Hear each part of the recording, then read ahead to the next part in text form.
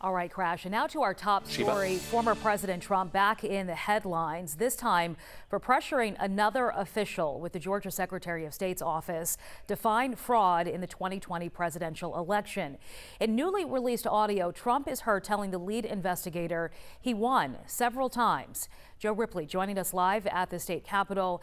What did Trump specifically say in that call in late December, Joe? Well, back in late December, we heard from the audio, Sheba, that the former president said something bad happened. He suggested trying to move an audit from Cobb County to Fulton County.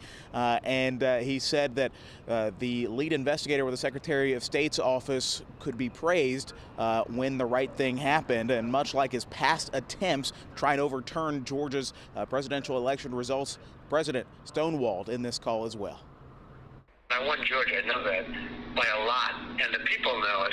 Former President Donald Trump making the same false claim. So tell me, Brad, what are we going to do? First in a January phone call with Georgia Secretary of State Brad Raffensperger, and now in a recently released call from December obtained by the Wall Street Journal. You know, something happened there. I mean, something bad happened. Trump says something bad happened in the 6-minute call with the Secretary of State's office chief investigator, Francis Watson.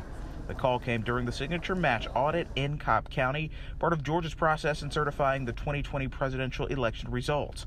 During the call, Trump encouraged Watson to move the investigation from Cobb to Fulton County, where Trump claimed they would find something unbelievable. When the right answer comes out, you'll be praised. Chief Watson responded saying, quote, "Our team and the GBI are only interested in the truth and finding information based on the facts." In the January phone call, Trump tried to pressure Georgia Secretary of State Brad Raffensperger into finding enough votes so Trump would win Georgia, but the Secretary of State's office refused and said no fraud was ever found during the signature audit in Cobb, and there was no widespread fraud that would change the outcome of the results.